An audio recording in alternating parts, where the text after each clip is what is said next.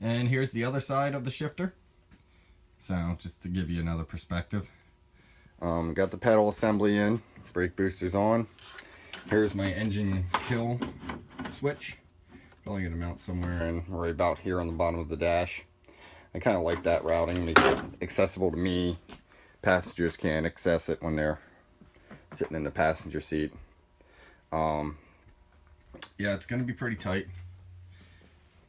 Shifter linkage for the transfer case. We'll work that out later. Unfortunately, that's gonna be a tight one there. Engine's in. You know, I think I covered this one already. Master cylinder and hydro boost setup are on, so the firewall's coming together. I got the clutch set up over here too for the clutch master that I pulled off of a Honda.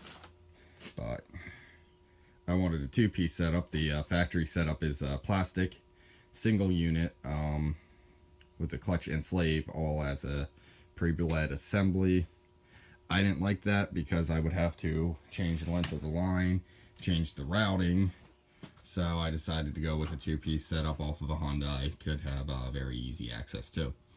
So we got the firewall painted, cowls on,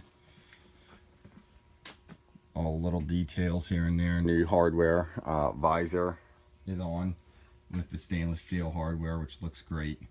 So cab lights are on too, if you can see those up there. Not too much light, but cab lights are on, so it's coming together. You know, got to extend all of my power steering hoses pretty much. Yeah, I'm running right now wooden blocks for mock-up. I got the lift blocks on the way. It's gonna be a 3-inch body lift. I could have got away with it too, except for this big old air compressor here, which sits good 2 inches above the hood at least. So I just decided to go with the 3 to be safe. I'd rather be safe than sorry and have to add an extra lift blocks and all that stuff, or send them back and reorder. So we're just going to go with the 3, make sure we have plenty of clearance to start with. After I get the lift blocks in, it's going to be on to reassembly. So right now I'm kind of in limbo, unfortunately. But yeah, we're just giving you a good overview of what's going on here. Got everything set up and getting working on it. So if you notice, I do have some good clearance up here on the radiator.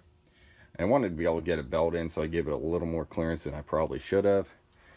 Because back in the firewall there, which is currently really dark and you can't see, back in the firewall there, the engine is just barely touching the firewall, so I'll have to get a board or something in there to bend that out.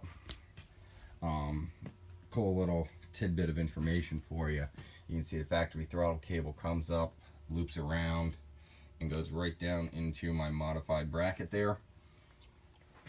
I just took the factory IDI throttle bracket, cut the end off of it, and bolted it to the DT bracket. The end of the IDI cable actually attaches right to the DT pump, so that'll be easy. You can see I don't have the one fuel filter on. That got in the way. It would have sat right where that cross member is, so that's going to probably be mounted remotely somewhere here. I'm not 100% sure on the exact location yet, but I got a couple things in the works. Somewhere maybe up here or off of this bracket, off the firewall, off the front of the radiator support, or even the fender. So I was also tossing around another side mount, which we can look at one point in time. I'm not sure how well that will or will not go, but you know, I got a lot of things to get on it, and you know, it's just gonna be getting stuff in place and, you know, figuring out from there as far as the feasibility of things goes. But right now we're looking pretty good.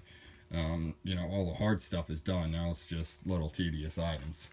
So thought I'd give you guys a look at what's been done and how the truck is turning out.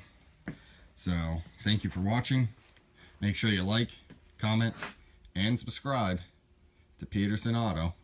We'll keep you updated on the dolly build.